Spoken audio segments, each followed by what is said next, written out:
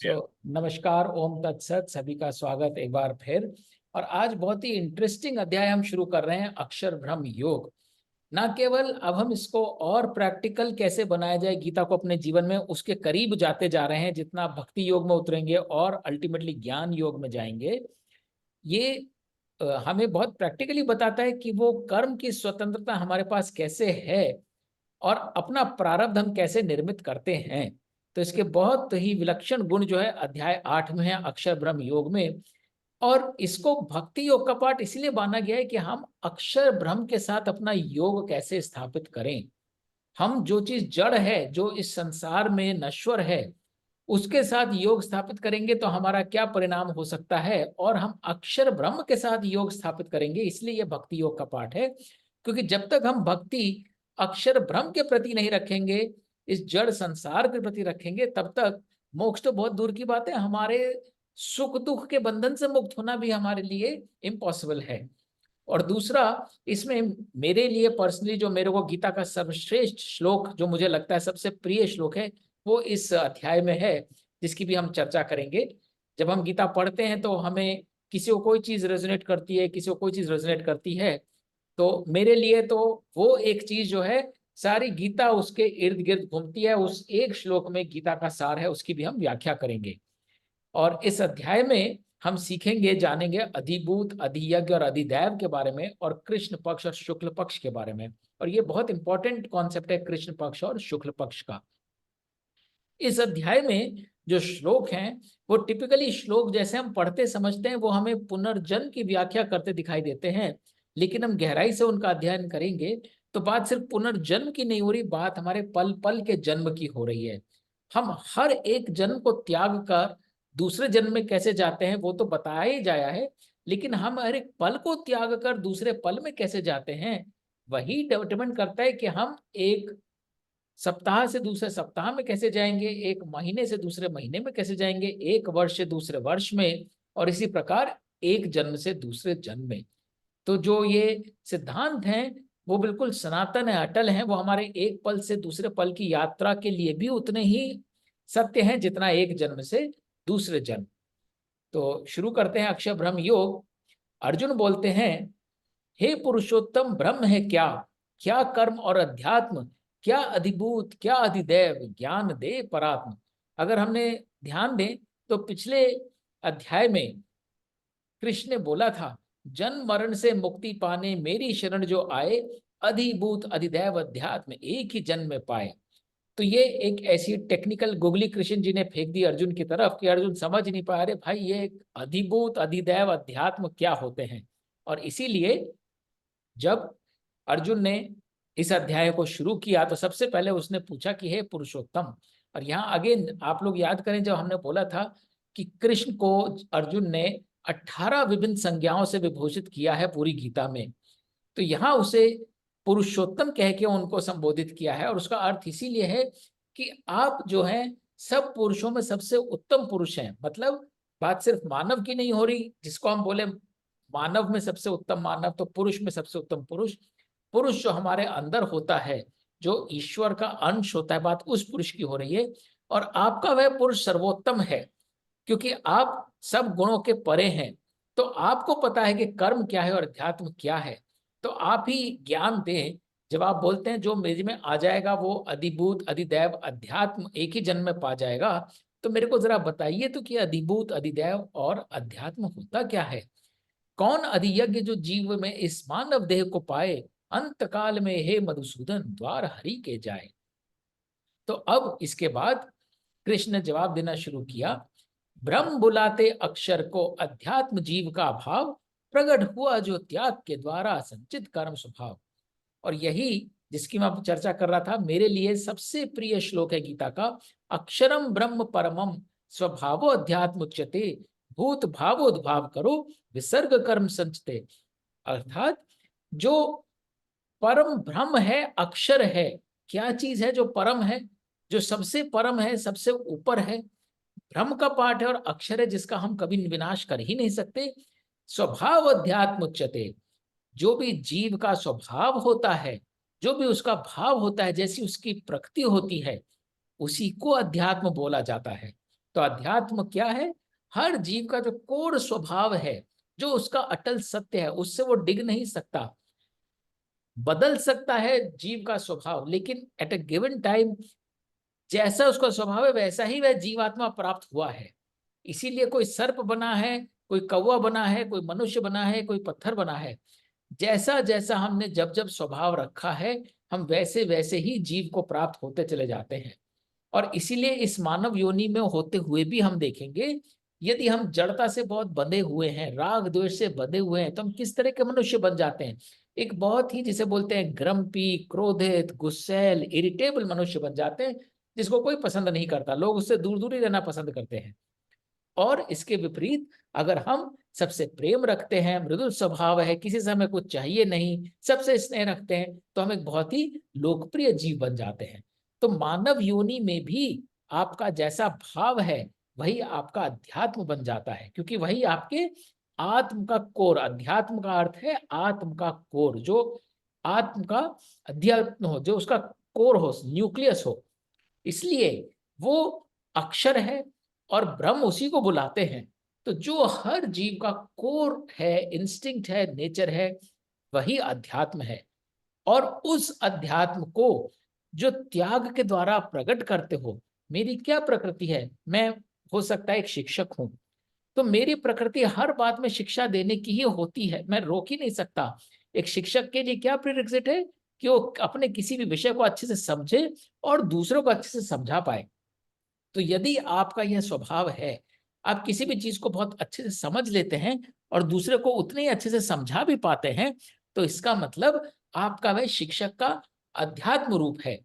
और जब आप किसी को शिक्षण देते हैं त्याग के द्वारा, इसलिए नहीं कि आपको उसमें से ट्यूशन फीस मिलेगी, बल्कि इसलिए कि इसमें आपका कुछ नहीं है, यह तो आपका स्वभाव है, आप अपने स्वभाव स्वरूप से वही कर सकते हैं, वो आपका संचित कर्म बन जाता है। और जो आपका संचित कर्म होता है वो आपको कर्म फल से नहीं बांधता, वो आपको फिर मुक्त कर देता है, वो आपका अकर्म बन जाता है, क्योंकि वह कर्म आपने अपने लिए किया ही नहीं, वह आपने संसार के लिए किया, लोक का अर्पण किया। तो ये आप जो त्याग के द्वारा अपना भाव प्रकट करते हैं, भूत भावोद्भाव करो, हर भूत का, हर जीव का जो भाव है उसका जब उद्भव करते हैं, प्रकट करते हैं विसर्ग की भावना के साथ, त्याग की भावना के साथ। मैं इसलिए नहीं कर रहा कि इसके मुझे इतने पैसे मिलेंगे, मैं इस जगह जाऊंगा, मेरे को मान सम्मान मिलेगा, नहीं, मैं इसलिए कर रहा हूं क्योंकि मैं यही ही कर सकता हूं और ये करने में मुझे निर्मल आनंद और अनूप शांति मिलती है।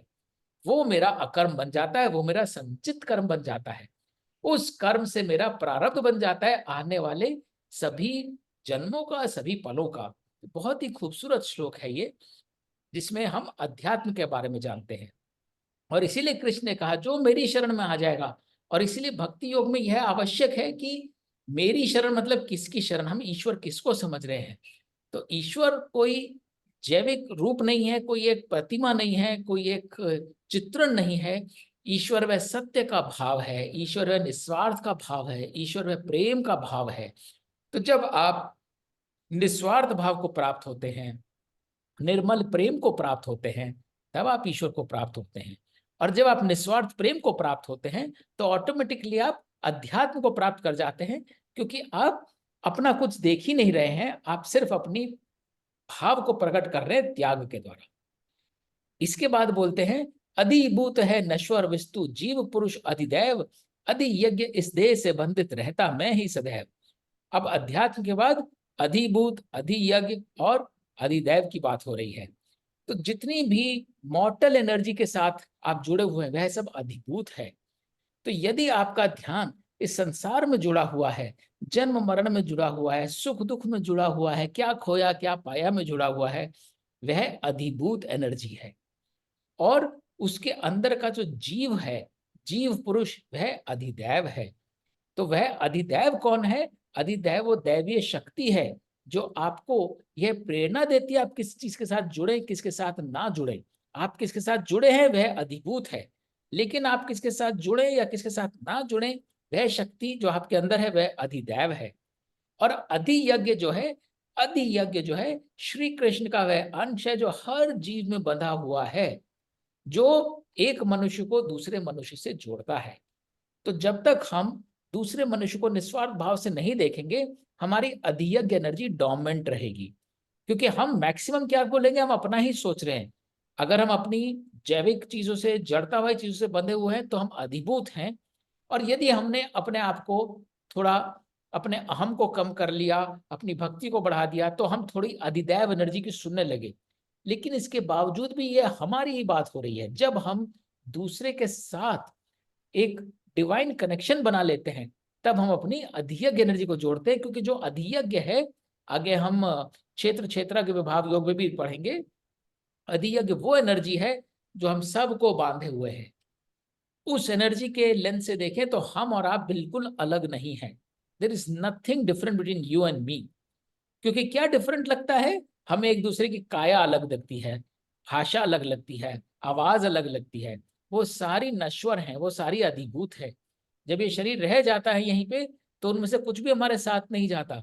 तो वो तो हम हैं ही नहीं, वो तो सिर्फ इस शरीर की बात हो रही है। तो वो हम डायरेक्ट कनेक्शन नहीं है।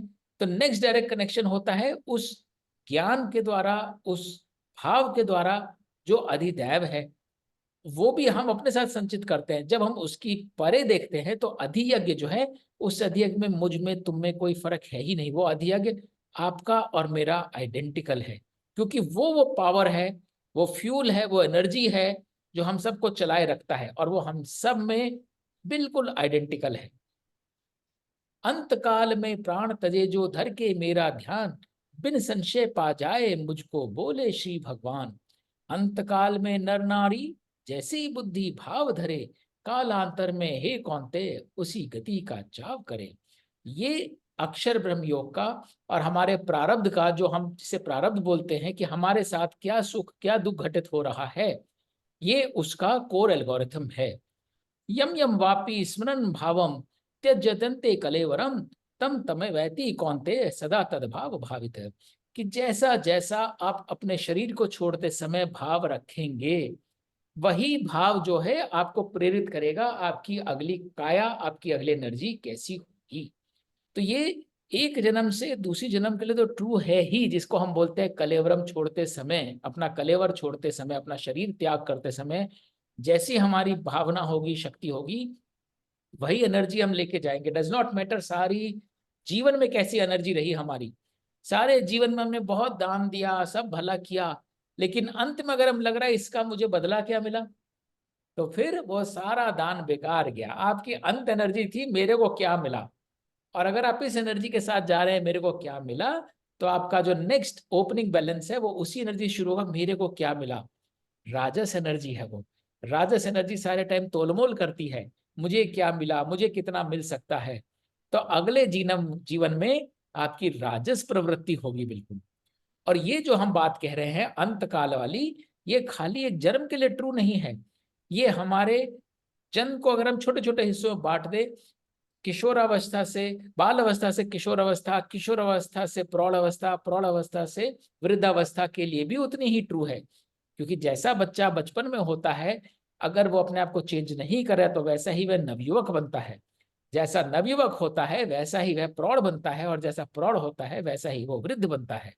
और इसको और थोड़ा थोड़ा काट दे तो साल दर साल, जैसा हमारा 31 दिसंबर को हम सोएंगे, हमारा 1 जनवरी वैसा ही होगा। जैसा हम इस महीने के आखिर में सोएंगे, अगले दिन का नया महीना वैसा ही शुरू होगा। जैसा आज का दिन गया है वैसा ही कल का शुरू होगा। और इसी प्रकार जैसा हमारा आज का पल जा रहा है, हमारा पल पल, वैसे हमारा अगला पल शुरू होगा। तो मुझे नहीं पता आगे बाकी और लोग कौन कौन ज्वाइन कर चुके हैं, लेकिन जैसे अमिता जी पहले पूछ रही थी कि कैसे डिसाइड होता है कि हमारे को क्या सुख क्या दुख मिलेगा, और हम डिसाइड कैसे करें हमें क्या करना है। ये श्लोक डायरेक्टली बताता है कि रिस्पॉन्सिबिलिटी आपकी है। आप किसी बैड सिचुएशन में थे, उस सिचुएशन से निकलते हुए अगर आप वो बैड टॉक्सिक एनर्जी लेके निकले हैं, तो आपकी अगली सिचुएशन एक बैड नोट पे शुरू हो रही है। आप उस सिचुएशन को एक फेयर चांस दे ही नहीं रहे हैं। आप एक, जिसे बोलते हैं पूर्वाधार, एक प्रेजुडिस के नाते अगली सिचुएशन को देख रहे हैं। इसीलिए आपको डाउट आने लगता है लोगों के प्रति, इसलिए आप स्टीरियोटाइप हो जाते हैं। आपका एक बार किसी से कोई भेंट हुई और वो भेंट अच्छी नहीं रही, तो अगली बार उसी समुदाय, उसी प्रांत, उसी भाषा के किसी बंदे से आप मिलेंगे तो आप कहीं ना कहीं पुराने लेगेसी लेके मिल रहे हैं। तो आप बार बार वहीं जा रहे हैं, आप मुक्त ही नहीं हुए।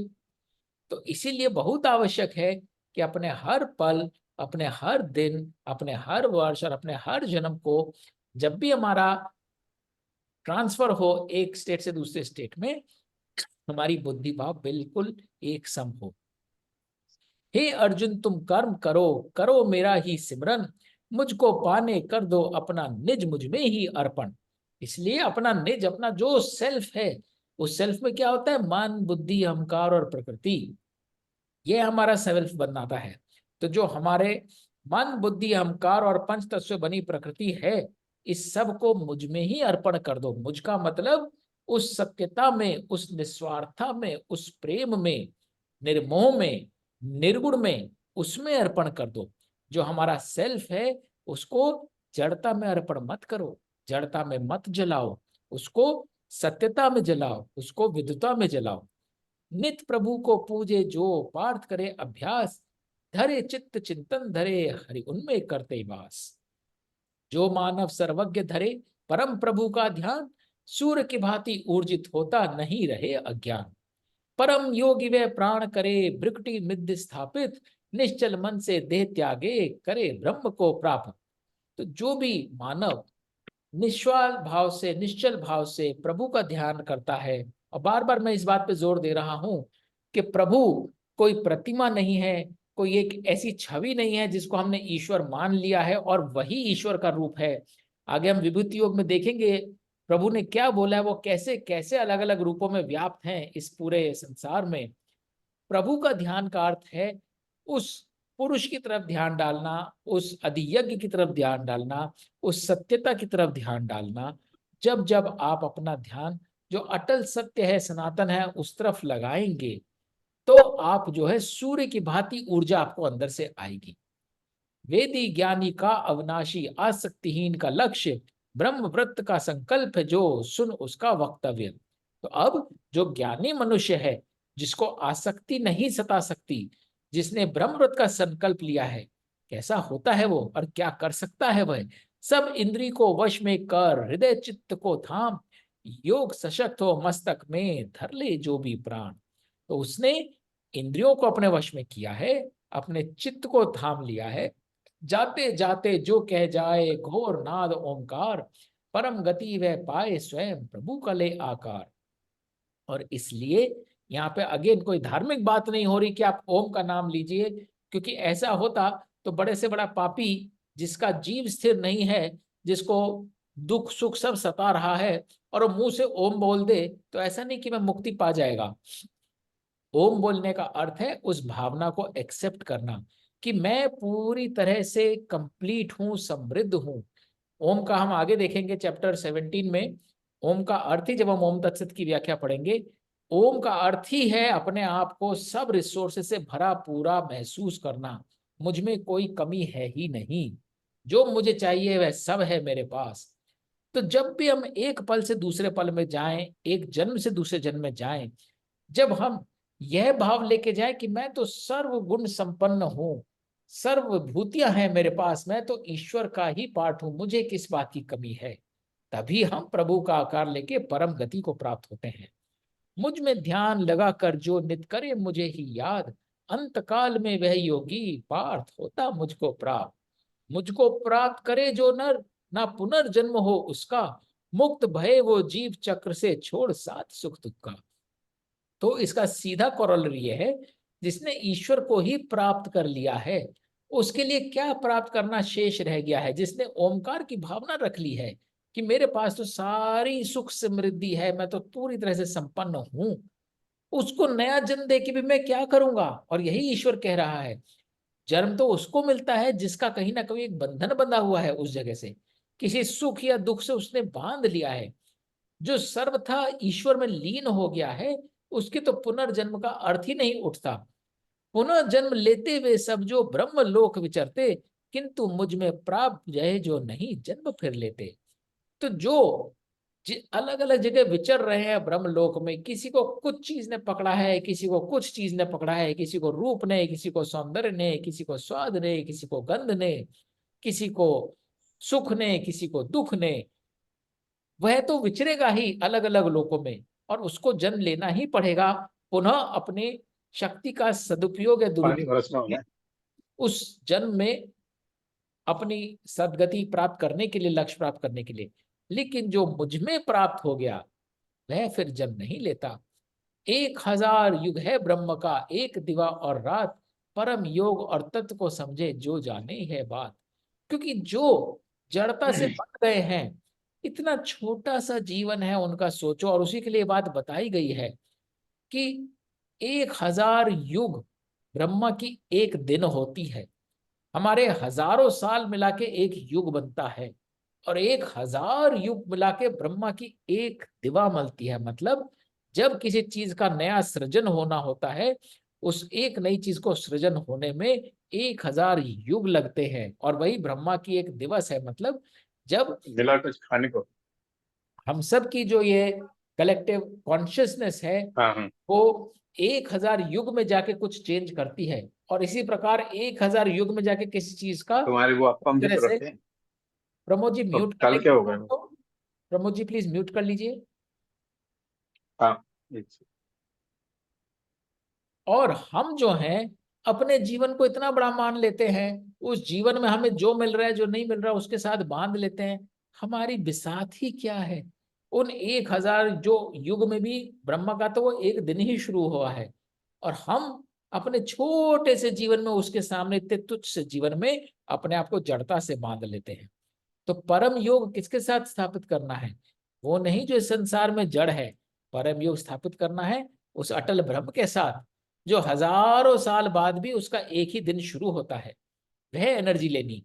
ब्रह्म दिवा आरंभ भये तो सृष्टि हो उत्पन्न, ब्रह्म रात्रि छा जाए तो जग विलीन संपन्न। चक्र निरंतर प्रकृति का पार्थ चलता जाए, ब्रह्म दिवा से प्रकटे जग रात प्रलय अपनाए। तो ये भ्रम का चक्र चलता ही रहता है। इसमें नई नई प्रकृतियां आती रहती हैं, मिलती रहती हैं, पुरानी विलीन होती रहती हैं। जब हम कभी भी एक सूर्य से ज्यादा प्रकाशित एनर्जी के साथ आगे बढ़ते हैं, तो हम ब्रह्म के दिवस में जो नई नई प्रवृत्तियां पैदा होनी है उनको कंट्रीब्यूट करते हैं। और जब हम नेगेटिविटी के साथ बढ़ते हैं, तो हम ब्रह्म में जिन चीजों को विलीन हो जाना है उसकी तरफ कंट्रीब्यूट करते हैं। किंतु इस क्षर चक्र के बाहर अक्षर मेरा रूप, नष्टि में ना नष्ट भय वह निर्मल चिर स्वरूप। किंतु इस प्रलय में या फिर इस सृजन में क्या चीज पैदा होती है और क्या चीज विलीन हो जाती है? वो जो नश्वर है वो इस संसार में पैदा होती है और वो इस संसार में विलीन हो जाती है।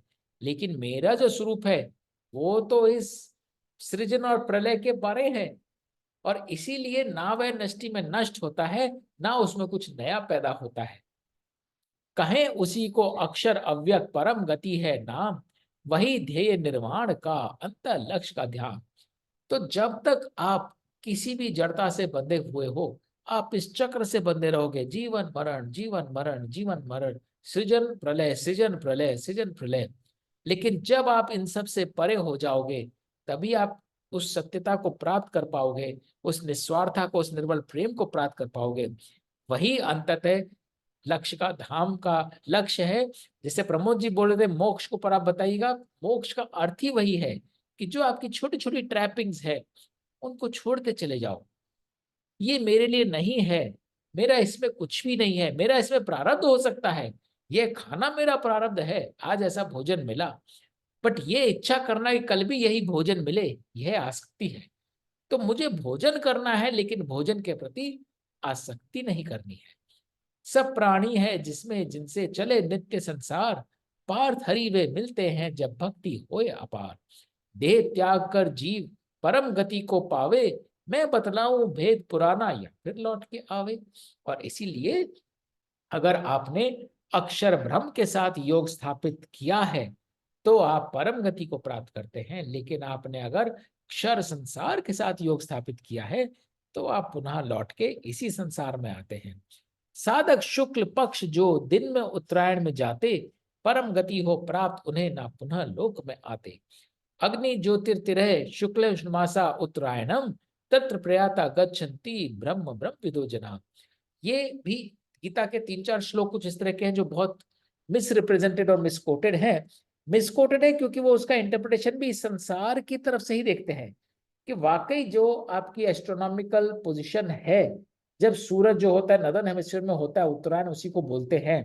यदि आपको याद हो तो भीष्म पितामह भी शरशैया पर लेटे हुए उत्तरायण की ही प्रतीक्षा कर रहे थे कि उत्तरायण हो तो मैं अपने प्राण त्यागूं ताकि मुझे मोक्ष प्राप्त हो। लेकिन बात यहाँ इस फिजिकलिटी की नहीं हो रही, बात फिलोसॉफिकल हो रही है कि उत्तरायण का अर्थ यह नहीं है कि जब सूरज फिजिकली नॉर्दर्न हेमिस्फीयर में है तो उस समय जो जो भी प्राण त्यागता है वो इस लोक में नहीं आता। यहाँ बात, क्योंकि अगर ऐसा होता तो 6 महीने में जो जो प्राण त्याग रहा है पापी से पापी आदमी, वो इस लोक में नहीं आएगा, वो हरि के पास चला जाएगा। और इसके विपरीत कृष्ण पक्ष व दक्षिणायन रात्रि प्राण जो तजते स्वर्ग प्राप्त करके भी वापस पुनः पुनः जन्मते। तो यहां बात उस एस्ट्रोनॉमिकल सिचुएशन की नहीं हो रही, यहां बात आपकी उस अंतर मन की हो रही है, उस मन के विचार, उस भाव की हो रही है। और हम आगे देखते हैं ये ऐसा क्यों है, ये शुक्ल पक्ष कृष्ण पक्ष की क्या बात हो रही है। तो शुक्ल पक्ष क्या होता है? शुक्ल पक्ष होता है जब चंद्रमा की रोशनी बढ़ते बढ़ते पूर्णिमा तक पहुंच जाती है, क्योंकि वो थोड़ा सा शुरू होता है और उसमें रोशनी बढ़ती बढ़ती पूर्ण पूर्णिमा बन जाती है। और इसी प्रकार अक्षर ब्रह्मयोग में जो बोला गया है, जब हम किसी भी सिचुएशन में होते हैं तो हमारी मेंटल स्टेट कैसी होती है। अगर हम डिप्रेस्ड हैं क्योंकि कोई बीमारी हमें पकड़ गई है, या कोई हमसे बिछुड़ गया है, या हमारा धन चोरी हो गया, या स्वास्थ्य की कोई प्रॉब्लम आ गई है, अगर आप उसको लेके परेशान होते हैं तो आपकी स्टेट इल्यूमिनेटेड स्टेट नहीं है, आपकी एक डिप्रेस स्टेट ऑफ माइंड है। अगर आप डिप्रेस स्टेट में माइंड है तो आप बार बार उसी चीज के पास जा रहे हो जो आपकी बिछड़ी है। Whatever health you have lost, whatever near and dear one you have lost, whatever wealth you have lost, whatever assets you have lost, your mind is going only there, lost, lost, lost, lost. You will come back, try to regain that. तो जब आप उस चीज में बंधे हुए हो, एक डिप्रेस स्टेट में हो, तो आप हरि को कैसे प्राप्त करोगे? क्योंकि आपका ध्यान तो इस संसार में नश्वर चीज जो गई है उसकी तरफ अटका हुआ है। तो आप कैसे नहीं आओगे इस लोक में, एज कंपेयर टू अगर आपकी इल्यूमिनेटेड स्टेट है और इल्यूमिनेटेड स्टेट हर प्रतिपल बढ़ती जा रही है चंद्रमा, शुक्ल पक्ष के चंद्रमा की भांति, या फिर उत्तरायण के सूर्य की भांति, कि डज नॉट मैटर दुनिया में क्या चल रहा है, सूर्य ने अपनी स्थिति बनाई है उत्तरायण में, सूर्य और से और ज्यादा प्रज्वलित होता जा रहा है। तो यदि आपकी वो स्टेट है, किसी चोर ने आपका चोरी कर भी लिया, किसी बीमारी ने आपको पकड़ भी लिया, कोई नियर एंड डियर वन बिछड़ भी गया, आप उससे शोचित नहीं हो रहे हो, आप इल्यूमिनेटेड हो रहे हो। आप इल्यूमिनेटेड क्यों हो रहे हो? इसलिए नहीं कि उसके जाने का आपको दुख नहीं है, आप मजे कर रहे हो। इसलिए नहीं कि चोरी का जो धन गया है आपको ये चिंता नहीं है, आपको पता है कल दोबारा आ जाएगा। इसलिए कि आपका कभी उससे मोह था ही नहीं, आप उसके परे चीजों से योग स्थापित किए हुए थे, आप उस जड़ता से योग आपका कभी हुआ ही नहीं था। जो धन आपके पास से गया वो उतने धन के लिए ही था आपके पास जब तक वो था, आज किसी और के लिए है। आप उस जन धन से कभी जुड़े ही नहीं। जो सगा संबंधी आपसे बिछड़ा है वो यहाँ कभी सदैव के लिए था ही नहीं। आप इस परम सत्य को जानते हुए आप हरि की प्रार्थना करते हो, हरि में भक्ति लीन करते हो, और आप हरि को धन्यवाद देते हो कि ऐसे सत्पुरुष का, ऐसे साधु पुरुष का मेरे को आपने सत्संग दिया। तो यहाँ दुख उसके जाने का नहीं है, सुख उसके साथ होने का है। वो चीज आपको इल्यूमिनेट करती है। तो जब आप ऐसे इल्यूमिनेटेड रहते हो तो कैसे आप वापस उस स्टेट में जाओगे, क्योंकि वो स्टेट में आप कभी बंधे ही नहीं थे। इसीलिए शुक्ल पक्ष कृष्ण पक्ष में आत्म सिधारे लोग, पितृयान से पुनर्जन्म देवयान से मोक्ष। तो डिपेंडिंग अपॉन आपकी क्या मेंटल स्टेट है वैसे ही आपके प्रारब्ध बनते हैं। अंत काल में जैसी आपकी बुद्धि है, किसी भी ट्रांजिशन में आप क्या सोच रहे हैं, किसी भी सिचुएशन में आप क्या सोच रहे हैं, वो डिटरमिन करेगा आपकी नेक्स्ट सिचुएशन कैसी होगी। जो जाने ही है ज्ञान वो योगी नहीं भरम का काम, उसी योगी की भांति पार्थ हरि कतूले नाम। योगी जो इस भेद को जाने वेद ज्ञान तप करते, दान करे और पुण्य कमाए हरि कृपा को भरते। तो आपको हमेशा वो भ्रम नहीं पालना है कि आपका योग किसके साथ होना है।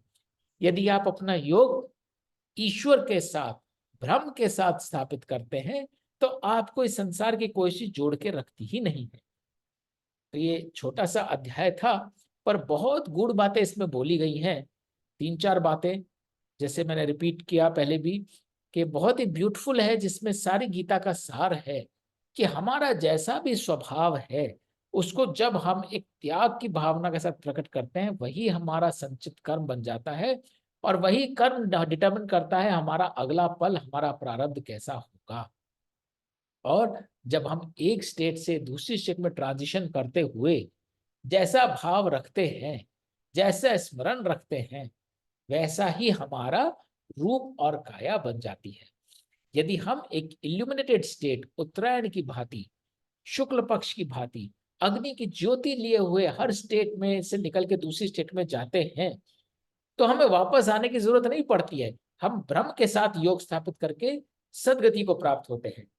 लेकिन यदि अपनी लाइफ सिचुएशंस में से हम रात्रि के एनर्जी के साथ, अंधकार की एनर्जी के साथ, एक नेगेटिव स्टेट के साथ ट्रांजिशन करते हैं, तो वो स्टेट हमें वापस बुलाती है उसी ओर। क्योंकि कहीं ना कहीं हम क्या सोच रहे हैं, हमने क्या खोया, हमसे क्या छूट गया, हम किस चीज से वंचित रह गए। तो वो चीज जब हम अपने साथ लेके चलते हैं कि हमसे क्या छूट गया, वो हमारा ऐसा प्रारब्ध बनाती है कि हम अभाव में ही जीते हैं फिर, क्योंकि हमने अभाव की एनर्जी को ही पकड़ के रखा था। तो ये बहुत आवश्यक है, ये बहुत ही इम्पोर्टेंट चैप्टर है गीता का, भक्ति योग का।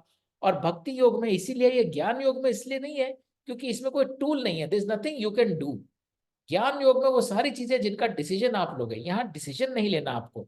यहाँ आपको ये कॉन्शियसनेस रखनी है कि आपकी भक्ति किसके साथ हो रही है, अक्षर ब्रह्म के साथ योग हो रहा है या जड़ संसार के साथ योग। तो आज के लिए चर्चा के पॉइंट ऑफ व्यू से इतना ही। I would like to hear, अगर लोग कुछ थॉट शेयर करना चाहें, अपनी कुछ एक्सपीरियंस शेयर करना चाहें, फिर अगले सप्ताह अगले अध्याय की तरफ चलेंगे।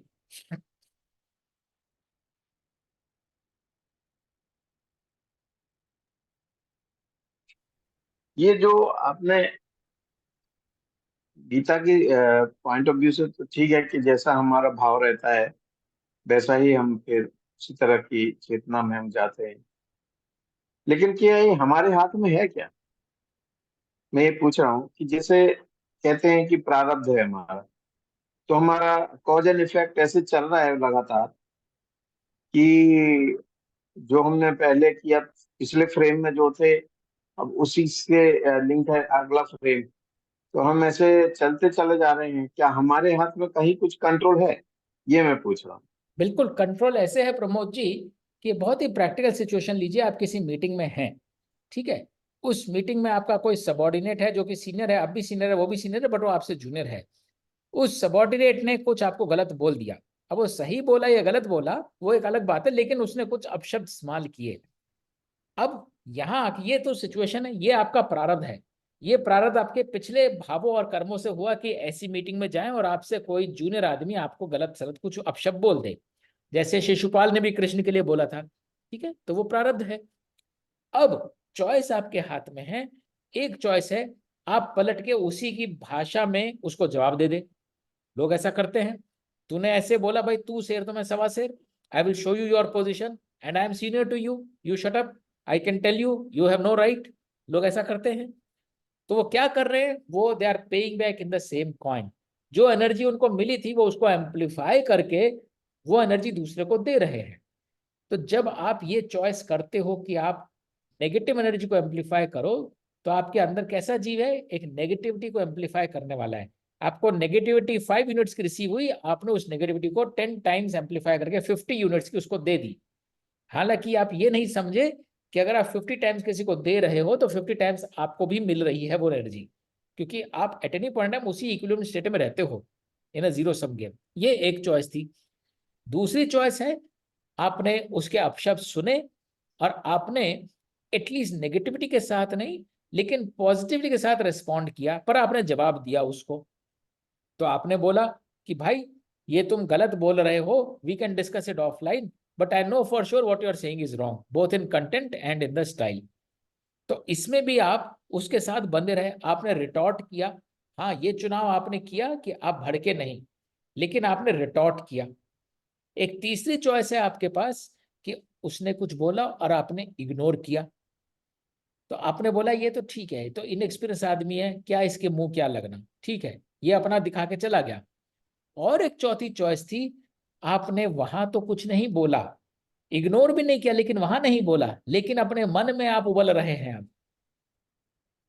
तो ये एक बहुत प्रैक्टिकल सिचुएशन है जो हमारी लाइफ में आती है कि कुछ भी चीज होती है, एंड ज्यादातर ये अनप्लेजेंट में ही होता है, क्योंकि प्लेजेंट में तो हम सब खुश हो जाते हैं, वो भी गलत है, क्योंकि हमें एक सम रहना है। अगर स्थित प्रज्ञ रहना है तो ऐसा नहीं कि प्रिय प्राप्त ना हर्षित हो बोलते हैं ना, तो हमें हर्षित भी नहीं होना जो चीज प्रिय मिले, लेकिन वो अलग बात है। बट अप्रिय प्राप्त में शोचित तो जरूर हो जाते हैं हम। तो जब हमारे को कोई बीमारी घेर लेती है, जब कोई सुख दुख होता है, कोई छूट जाता है, कुछ धन लुट जाता है, मान सम्मान लुट जाता है, नौकरी चल जाती है, जब भी कुछ अप्रिय होता है, तो हम कैसे रिस्पॉन्ड करते हैं डेफिनेटली डिटर्मिन्स कि हमें अगले पल क्या मिलने वाला है। और जब हम वही चीज रिपीट करते हैं लाइफ में, क्योंकि हम जो हैं हम वैसे ही रहते हैं, वो चीज एक बार हुई, दूसरी बार कुछ और हुआ, तीसरी बार कुछ और हुआ, लेकिन हमारा रिस्पॉन्स हमेशा वेंजेंस का ही होता है। जिसका वेंजेंस का रिस्पॉन्स होता है उसका वेंजेंस का ही होता है। जिसका इग्नोर और फॉरगिवनेस का होता है, इग्नोर और फॉरगिवनेस का होता है। जिसका भूलने का और ये होता है it does not affect me का होता है, उसका it does not affect me का ही रहता है। और जो अंदर ही अंदर कुड़ता है वो अंदर अंदर कुड़ता है। तो चॉइस हमेशा हमारे पास होती है। अब आप खुद सोचिए, चार स्टेट्स हैं, एक में आपने उसे पलट के जवाब दिया, दूसरे में आपने पलटा लेकिन गाइड किया, तीसरे में आपने इग्नोर किया, और चौथे में आपने अंदर अंदर कुड़ रहे हैं।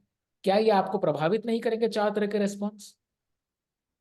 और जो आप दिन रात करेंगे आप वैसे ही बन जाएंगे। कई बार बोलते हैं ना, हम लोग मिलते हैं, द ओल्ड ग्रम्पी लेडी या ओल्ड मैन ग्रम्पी मैन। तो ग्रम्पी बन जाता ना आदमी, जो दूसरे फिर दूसरे उसे कन्नी काटने लगते हैं, तो वो आइसोलेट हो जाता है, आइसोलेट होता है तो इनसिक्योर हो जाता है।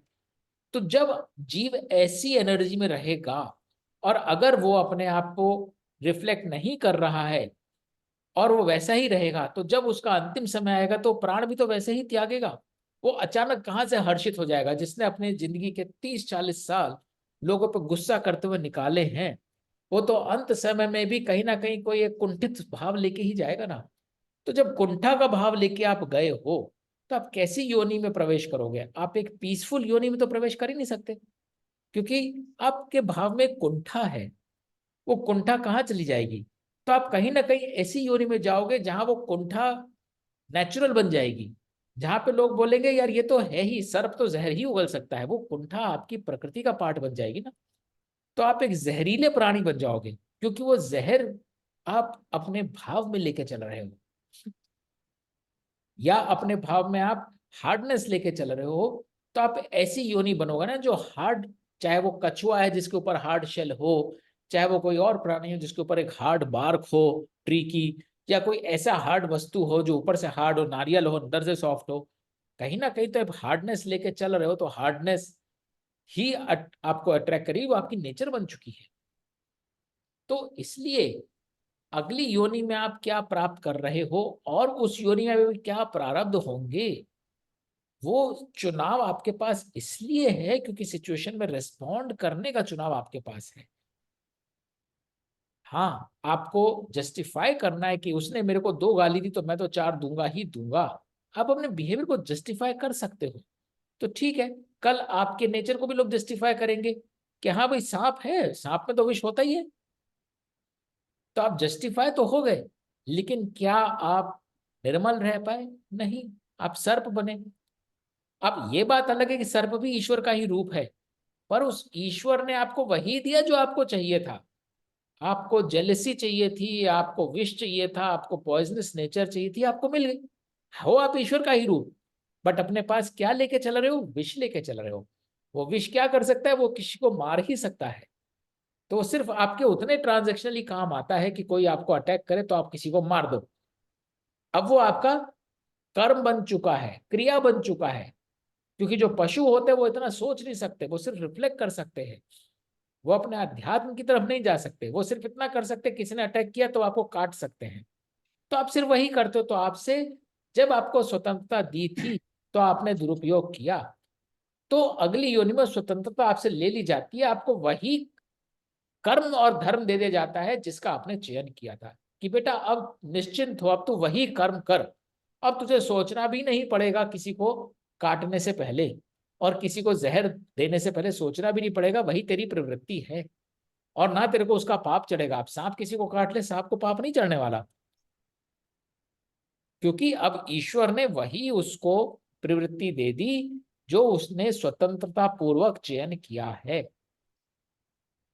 हाँ, सांप का योनि करने के बाद आई एम श्योर सांप सांप में भी वो जीव की प्रवृत्ति फिर भी रहेगी। आपको पता है कुछ विषैले सर्प होते हैं, कुछ विषैले सर्प नहीं होते हैं, कुछ आक्रामक होते हैं, कुछ आक्रामक नहीं होते हैं। तो ऐसा नहीं कि सर्प है तो विष वाला ही होगा, वो चयन आपका होता जाता है। और अगर आप विषैले सर्प भी हैं तो आप अपनी योनि पूरी करके, जैसा आपका जीव, वो आपका प्रारब्ध था। इसीलिए प्रारब्ध खाली ये नहीं होते कि मैं सर्प बन गया, इस जीवन में जो भी सुख दुख है वो भी आपका प्रारब्ध है, आपको उन गलियों से होके गुजरना ही पड़ता है। अब अगर आप इस जीवन में एक बार बीमार पड़े, इसका मतलब ये तो नहीं हर जीवन में बीमार पड़ेंगे, लेकिन आपने जैसा भाव संचित किया था वो चयन आपका ही था, उसी का रिजल्ट है कि आज आप बीमार पड़े। बीमारी के थ्रू निकलिए, या तो ठीक होइए या फिर उस जीवन से निकलिए, वो आपका प्रारब्ध था। जब वो आपने कर दिया तो एक तरह का कर्ज उतर गया आपका, और जब वो कर्ज उतर जाता है तो जो आपका बचा खुचा प्रारब्ध है वो आप ले जाएगा। तो आप अपने जीवन में अनेकों प्रारब्धों को जन्म देते हैं। कौन सा प्रारब्ध कब किस रूप में आपके सामने आएगा टोटली डिपेंड करता है कि आपने खुद किस अवस्था में किस प्रारब्ध को जन्म दिया था। कुछ अज्ञानतावश दिया, कुछ ज्ञान पूर्वक दिया, कुछ स्वतंत्रता पूर्वक दिया। मच्छर आता है, हम कई बार ऐसे मार देते हैं, हम सोचते हैं क्या करें, मच्छर ही तो इतना काट रहा है, पर वो अपना कर्म कर रहा था, वो उसको, उसका धर्म है आपको काटना, वो काटेगा नहीं तो वो कैसे जिएगा। उसको ईश्वर ने वही प्रभुत्व दी है ना। अब आपने ऐसे मार दिया, ये तो आपका चयन था ना। अब आप आज मच्छर जब मारेंगे तो कल को आप मच्छर बन के क्यों नहीं मरेंगे। तो ये एक अलग लेंस है, लेकिन फैक्ट रिमेन्स, इसको चाहे हम जन्म जन्मांतर के लेंस से देखें, चाहे विद इन वन जन्म के लेंस से देखें, अपने प्रारब्ध हम ही क्रिएट करते हैं, क्योंकि हम कहीं ना कहीं फंसे रहते हैं। जितना हम अपने आप को इन चीजों से ऊपर उठाएंगे उतना हम कम फंसेंगे। हाँ, एक जीवन में शायद वो प्रारब्ध सारे दूर नहीं होंगे, लेकिन एटलीस्ट जितने हो सकते हैं उतने तो दूर होंगे। और एटलीस्ट इस जन्म में जब हमें ये बुद्धि मिली है तब तो प्रारब्ध अपने स्थापित कर सकते हैं जो हमें सदगति दे सकें। अगले जन्म का किसको पता कौन से जन्म में क्या है। सो सही बात। माय अच्छा, अंडरस्टैंडिंग। इसी से रिलेटेड एक चीज से रिलेटेड मैं आपसे एक क्रॉस क्वेश्चन कर रहा हूँ कि जैसे अर्जुन के पास भी, अर्जुन भी एक चॉइस ही तो कर रहे थे। अर्जुन के पास जो उनको दिखाई दे रहा था उनके हिसाब से वो एक चॉइस कर रहे थे, लेकिन कृष्ण ने वो चॉइस नहीं होने दी। अर्जुन फाइट नहीं करना चाहते हैं, कृष्ण ने उनको वो चॉइस नहीं करने दी, दिया, उनसे कहा कि तुमको फाइट करना होगा। तो अब वहां पे अर्जुन की जो अपनी विल है वहां पे, वहां काम नहीं आ रही है, और वो किस तरह से एक्सप्लेन कर। दूसरा, ये जो हम काम कर रहे हैं जो कि हमारे चॉइस से हो रहे हैं, और अल्टीमेटली हमको, जीव को ये कहा जाता है कि आपको मोक्ष प्राप्त करना है, कहा जाता है, या हम एम करते हैं। मेरा क्वेश्चन ये है कि अगर हम मोक्ष, मान लीजिए सारे जीव मोक्ष प्राप्त कर जाएं, तो फिर जीवन तो खत्म ही हो गया ना। तो क्या मोक्ष सच में हमारा एम है देखिए, कि क्या है? ये कंफ्यूज रहता हूँ। दो क्वेश्चन मैंने आपसे पूछे हैं। एक तो ये कि अर्जुन को वो चॉइस नहीं करने दी गई जो वो करना चाहता था, उसके पास थी लड़ो या ना लड़ो, वो कह रहा नहीं लड़ू, नहीं करने दी गई। दूसरा, मैं कह रहा हूं कि इस सब कर्मों के बाद अल्टीमेटली ये कहा जाता है कि आपको मुक्त होना है, मोक्ष प्राप्त करना है। तो यदि मोक्ष हम प्राप्त करना है मान लीजिए, फिर तो ये सृष्टि खत्म है। तो जो पहला तो सवाल क्या है, वो सच में? हाँ, तो जो जी पहला हाँ। सवाल है उसका तो थोड़ा सरल उत्तर है, relative of the two. Arjun जो नहीं करना चाह रहा था वो कहीं ना कहीं एक स्वार्थ भावना के चलते नहीं करना चाह रहा था। वो एक क्षत्रिय था, उसका यह धर्म है कि वह धर्म की रक्षा करे, क्योंकि सिर्फ क्षत्रिय ही लड़ सकता है, हर कोई तो नहीं लड़ सकता। जिसके पास उस जमाने की नई नई बिल्कुल अलौकिक डिग्रीज हों वेपनरी की, जैसे कि उसको बहुत ही दैवीय अस्त्र शस्त्र सब प्राप्त हुए थे, ऐसा व्यक्ति जो सब तरह से देवताओं से आशीर्वाद पा चुका हो, जो धर्म के साथ भी खड़ा हो, उस सेना का पार्ट भी हो, और वो बोले मैं नहीं लड़ूंगा, तो उसको देख के कितना डिमोरलाइजिंग होता उसकी सारी फोर्स के लिए भी और धर्म की रक्षा के लिए भी। इसीलिए वह अर्जुन की बात नहीं हो रही, और इसीलिए कृष्ण ने लास्ट में 18वें अध्याय में कृष्ण ने क्या बोला, यथेच्छसी तथा कुरु, कि मैंने सब ज्ञान दे दिया, कर अब तू करना चाहता है। तो कृष्ण ने उससे कंप्लायंस नहीं सीख करवाई कि तुम लड़ोगे, कृष्ण ने उसे बताया कि तुम्हारा लड़ना आवश्यक क्यों है, उसको तस्त्र का ज्ञान दिया। और यही तो गीता की सारी बात है कि क्यों वह कर्म करना है जिसके तुम उत्तरदायी हो, और वो अपने उत्तरदायित्व से भाग रहा था। तो it is not about Arjun की उसकी चॉइस सही है या गलत उसके लिहाज से, it is more about Arjun को करना क्या चाहिए, क्योंकि वो अर्जुन था। वो अर्जुन के होते हुए वो चॉइस उसके पास क्यों नहीं थी कि वो ना लड़े। चॉइस अवश्य थी, पर वो चॉइस गलत क्यों होती, वही सारा गीता था। दूसरा पार्ट, हमारा ध्येय नहीं है कि हमें मोक्ष प्राप्त करना है। आपने सही बोला, अगर सारे मोक्ष पर जाएंगे तो धरती खाली हो जाएगी। हमारा ध्येय सिर्फ इतना है, अभी हम मनुष्य योनि में हैं, हमको एक दिमाग मिला है जो कि हर किसी को नहीं मिला है, हर प्राणी को नहीं मिला है। प्राणियों ने किताबें नहीं छपवाई, प्राणियों ने गीता का पाठ नहीं करवाया, प्राणी शायद डिविनिटी से अलग तरह से कनेक्टेड होंगे, ये हमारा प्रारब्ध है। हमारा सिर्फ इतना धर्म बनता है कि हम आसक्ति में अपने आप को ना उलझाए। बट क्योंकि हम मनुष्य हैं, तो मनुष्य योनि में जो प्रारब्ध है वो तो प्राप्त भी तो प्राप्त होगा ना।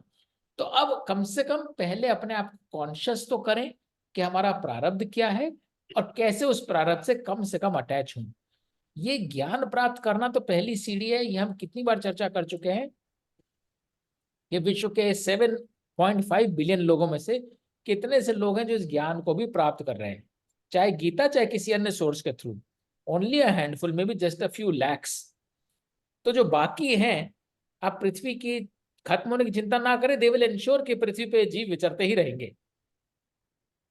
और जो बाकी हैं उनको भी कई जन्म लगेंगे, क्योंकि बात यहां हो रही है, जब जब आप किसी न किसी चीज से जड़ता से संबंध रखोगे, तो आपका भाव आपको लेकर ही आएगा।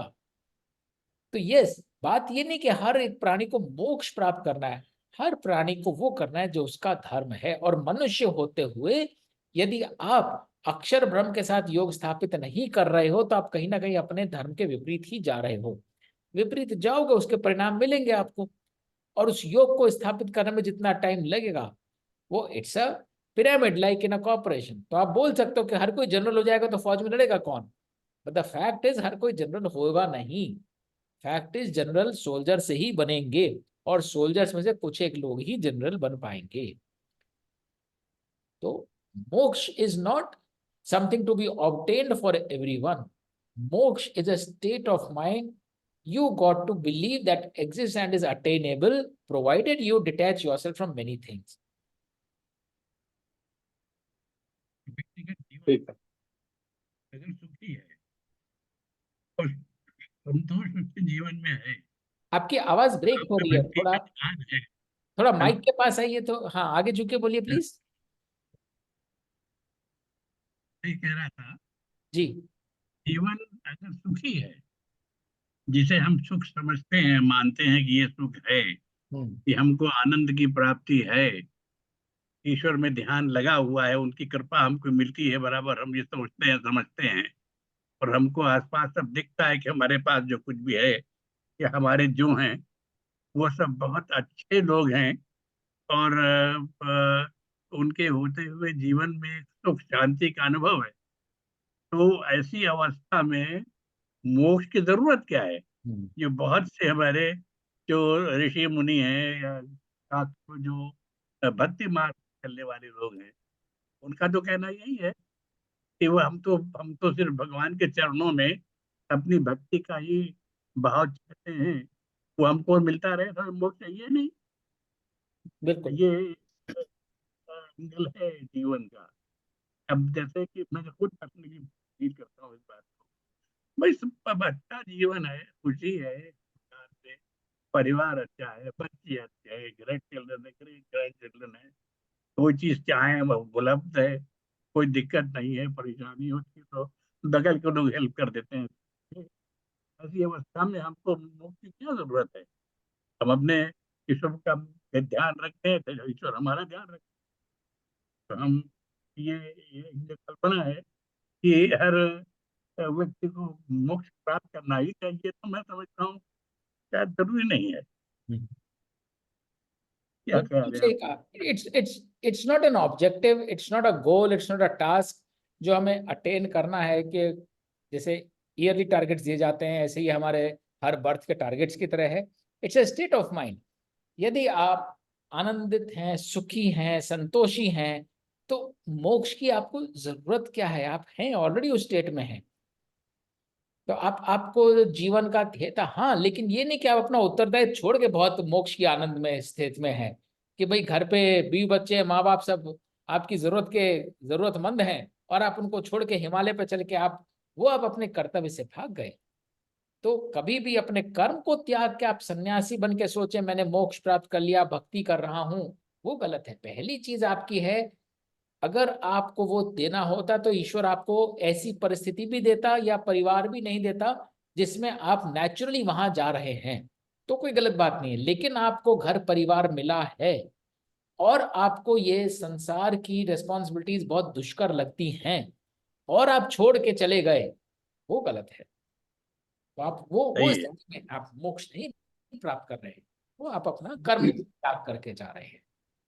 वो तो कर्तव्य का पालन नहीं हुआ ना, धर्म का पालन नहीं हुआ। धर्म के। और अर्जुन को इसीलिए वो कह रहे थे, अर्जुन तो बोला ये तो क्या फायदा लड़ने से, मैं तो सन्यासी बन जाता हूं, मेरे लिए तो वही बहुत है। नहीं, तुम्हारा कर्तव्य है, तुम एक क्षत्रिय हो। अगर सारे क्षत्रिय ऐसे सोचने लगेंगे तो राष्ट्र की रक्षा कौन करेगा, जहां रक्षा की उन पे उत्तरदायित्व है। तो इसी प्रकार शिक्षक अगर बोले कि भाई मैं तो नहीं पढ़ा रहा, मैंने पढ़ाई बहुत कर ली लेकिन मैं अगली जनरेशन को नहीं पढ़ाऊंगा, तो वो अपने कर्तव्य से अच्छा, विमुख। इस अध्याय में जो युग की कल्पना, हजार युग का एक ब्रह्मा का दिन जी। होता है, वो उस युग का मेजर क्या है भाई? कितना बड़ा मेजर है, क्या है? हम लोगों के पॉइंट ऑफ व्यू से क्या समझना चाहिए इससे? उसका जो मैंने अर्थ समझा वो यही है कि हम अपने इतने छोटे से जीवन को, वो बिल तुलना कर रहा है कि तुम्हारा जीवन कितना तुच्छ है। हम इतने छोटे से जीवन में अपनी इतनी ट्रैपिंग्स बांध लेते हैं। अगर तुम ये सोचो कि इतने हजारों जीवनों का एक युग बनता है और हजारों युग से ब्रह्मा की एक दिन शुरू होता है और एक रात शुरू होती है, तो जो ईश्वर का स्केल है, और ये हम जानते हैं हमारे पृथ्वी पे गोला एक घूमता है तो एक दिन बनता है, लेकिन आप आउटर स्पेस में जाते हो तो एक दिन में पृथ्वी सैकड़ों बार घूम चुकी होती है। तो ये उस स्केल की बात हो रही है कि हम जिसको एक दिन समझते हैं, पृथ्वी का एक दिन, वो कॉस्मिक लेवल पे तो एक क्षण से भी कम है। And that is a fact. जितना आप गैलेक्सीज में जाएंगे, कॉस्मोस में जाएंगे, तो पृथ्वी के एक बार के चक्कर को कोई नहीं मानेगा कहीं पे, किसी के लिए वो आवश्यक ही नहीं होगा उसको नाप तौल करना। इतने ग्रह घूम रहे हैं सौर मंडल में, कौन सा ग्रह कितनी देर में एक बार घूम रहा है, इट बिकम्स इररिलेवेंट। और हम उसी एक बार के घूमने को या उसके एक साल के घूमने को या 100 साल में उसके घूमने को अपना सब कुछ मान लेते हैं और जड़ता से इतने बंध जाते हैं कि जो इतना सा काल है उसमें हमें ये सब प्राप्त हो जाए। तो मेरे हिसाब से ये श्लोक इसीलिए कहा गया है कि देखो तुम इतने तुच्छ हो, उसको अगर कॉस्मिक स्केल पे देखो तो वो इस क्षण के बराबर भी नहीं है, और तुम उस क्षण में भी देखो कितने व्यथित हो। तो दैट इज माय इंटरप्रिटेशन कि वो क्यों कंपेयर किया है युग को और हजार युग और ब्रह्मा का एक दिन, कि इतना बड़ा सौ। मतलब समय अनंत है कि हाँ, बिल्कुल। समय अनंत है। समय उस अनंत। अनंत समय में हमारे पास एक क्षण है, बस। उस क्षण का प्रयोग हमें अच्छी तरह से करना है, करेक्ट। अपनी आत्मा को शुद्ध रखना है, अपने बस। सत्कर्मों द्वारा, और बस। जो भी हो सकता है ठीक किया जाए, ये बिल्कुल बिल्कुल। तो ये बात सारी उसकी हो रही है कि क्षण भंगुर, कितनी बार रेफरेंस आता है क्षण भंगुर। हम उस क्षण भंगुर जीवन के लिए देखो क्या क्या जोड़ के, क्या क्या संजो के चल रहे हैं, कैसी भावनाएं रख रहे हैं। तो अक्षर भ्रम योग स्थापित करने के बजाय क्षण भंगुर जीवन योग स्थापित करे जा रहे हैं। हाँ, सही बात है। तो ठीक इसीलिए ये कंपैरिजन है कि अपना जो योग स्थापित करें, अपने जो भाव रखें। इसीलिए भक्ति योग आवश्यक है कि अपनी भक्ति, अपनी निष्ठा को उस स्केल पे स्थापित करें जिसके हम काबिल भी हैं, जिसके हम योगी भी हैं। ऐसा नहीं कि हम योग्य नहीं है, नहीं कर सकते। यही तो मनुष्य योनि का प्रताप है कि ये चेतना रख सकते हैं और ये योग स्थापित कर सकते हैं, इसलिए यही करें। ये अक्षर ब्रह्म योग का मैसेज है। बहुत अच्छा। चलिए, इसी के साथ अगले सप्ताह होप करते हैं कुछ लोग जो आज नहीं जुड़ पाए अगले सप्ताह जुड़ेंगे, और रिकॉर्डिंग देख के कुछ सवाल अगर होंगे तो वो भी हम उसमें एड्रेस करेंगे। आप सबका बहुत बहुत धन्यवाद। धन्यवाद। नमस्कार। प्रणाम। ओम ओम तत्सत। तत्सत। ओम तत्सत। जय श्री कृष्ण। श्री कृष्ण।